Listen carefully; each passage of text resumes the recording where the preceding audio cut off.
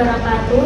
Halo semua, perkenalkan nama saya Nabila Intan Nuraini dengan NIM 251117448180. Di sini saya sebagai mahasiswa semester 1 program studi sekolah dasar angkatan 2025 Universitas Negeri Surabaya. Di podcast kali ini saya berkesempatan untuk berbincang secara langsung dengan narasumber. Beliau adalah Bapak Hananta Pratekno, SPD. Selamat siang Bapak. Selamat siang.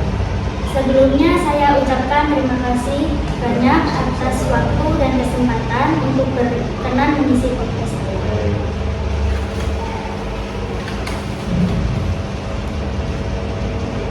Sebelumnya di sini saya akan berbincang-bincang tentang pendidikan karakter. Menurut Bapak, seberapa penting pendidikan karakter sejak berlaku sekolah dasar? Pendidikan karakter itu sangat penting, apalagi memang harus diterapkan di sekolah dasar. Karena sekolah dasar itu memang yang paling utama yang harus dididik atau ditekan adalah karakternya, ilmunya nomor 2. Baik Bapak, untuk selanjutnya bagaimana pendapat Bapak mengenai kondisi anak zaman sekarang? Karakter anak sekarang, saya berpikir bahwa sejak adanya gadget yang tidak terkendali, karakter anak-anak menjadi kurang terkontrol. Mereka sopan santun mereka itu memang seperti ada pergeseran daripada zaman-zaman sebelumnya. Sekarang saya anggap karakter anak sekarang di sekolah itu kurang ada istilah-istilahnya unggah-ungguh.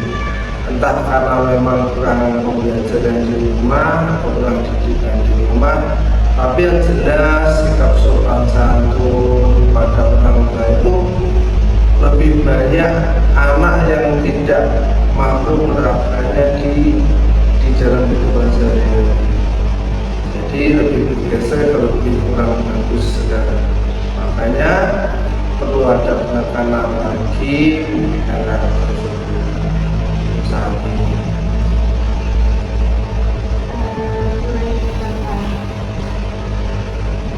Bagaimana menurut Bapak tentang orang tua yang kurang batasan tentang penggunaan gadget? Ya, seharusnya memang harus dibatasi karena memang informasi zaman sekarang itu bersifat universal, artinya tidak ada filter kecuali orang tua mau memfilter sendiri.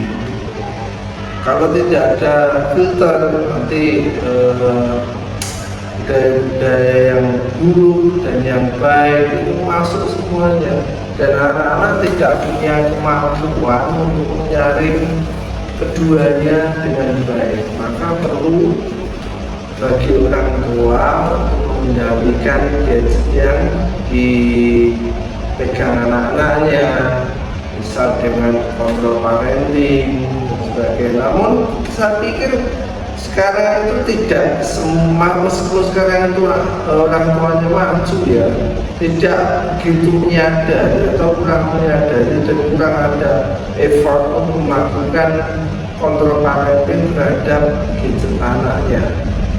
Dan buruknya lagi, kadang-kadang orang tua itu malah merasa itu sebuah kemajuan anak yang mampu menggunakan gadget tanpa diajari. Sebenarnya itu bukan substansi yang penting, malah yang penting itu kontrol penggunaan gadget tersebut. Malah sekarang itu buruknya lagi, seakan-akan orang tua itu bangga anak saya sudah bisa ngapa-ngapain dengan belajar dari YouTube. Padahal yang ditampilkan seperti baik itu anak-anak lupa, orang tua lupa bahwa anak-anak tersebut juga belajar yang buruk yang kadang tanpa sepengetahuan orang tua itu hal yang buruknya diterapkan di luar. ini. Menurut Bapak, selama mengajar di sekolah dasar, tantangan apa yang menurut Bapak sebagai tantangan pendidikan sekarang? Ya, mengubahkan anak-anak menjadi anak-anak yang normal, baik, sopan santun, kemudian hormat pada orang lain yang lebih tua, dan juga sikap-sikap mengubah hal tersebut menjadi pribadi yang humble, yang rendah hati. Itu termasuk pendidikan seperti itu yang saya pikir susah. Kalau pembelajaran sehari-hari itu anak-anak dikasih teori sudah bisa melaksanakan, untuk pendidikan karakter seperti itu perlu jangka panjang, perlu saling gaya. Pertanyaan selanjutnya, menurut Bapak metode apa yang efektif untuk menanamkan pendidikan dan karakter pada siswa? Metode yang paling efektif, sebenarnya tidak ada metode yang paling efektif ya. Pas efektif. Ya, metode pembelajaran secara langsung, laksana, melakukan apa namanya itu? Gampangannya apa ya? Dilaksanakan dalam sehari-hari. Apa itu istilahnya? Kan lupa. Jadi ditanamkan, diajarkan setiap hari di sekolah, dan anak diingatkan melaksanakan tersebut. Ya, terus secara diingatkan, anak diingatkan untuk melaksanakan itu, dan sekolah pun harus dilaksanakan. Contoh untuk salaman kepada guru dan orang tua. Kalau di sekolah terbiasa bersalaman dengan guru setiap saat, nanti di rumah otomatis kalau ada tamu, tinggal saja anak-anak jangan lupa kalau ada orang tua, atau ada tamu, salam dulu dengan orang tua. Itu termasuk pendidikan anak. Terus berbahasa dengan sopan, kalau tidak bisa bahasa Jawa yang halus, menggunakan bahasa Indonesia yang jarang menggunakan bahasa Nuko, termasuk pendidikan karakter.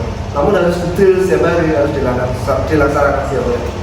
Itu metode yang tepat yang harus setiap hari dilaksanakan. Baik, terima kasih sudah meluangkan waktu dan pengalaman berharga yang telah disampaikan. Dan dari perbincangan tadi, pendidikan karakter itu sangat penting tentunya di sekolah dasar. Tetapi pendidikan karakter itu bukan hanya tanggung jawab guru, namun juga tanggung jawab orang tua. Dengan kolaborasi guru dan orang tua akan membantu terbentuknya karakter yang baik. Semoga pembicaraan kali ini dapat menginspirasi semuanya. Terima kasih. Wassalamualaikum warahmatullahi wabarakatuh.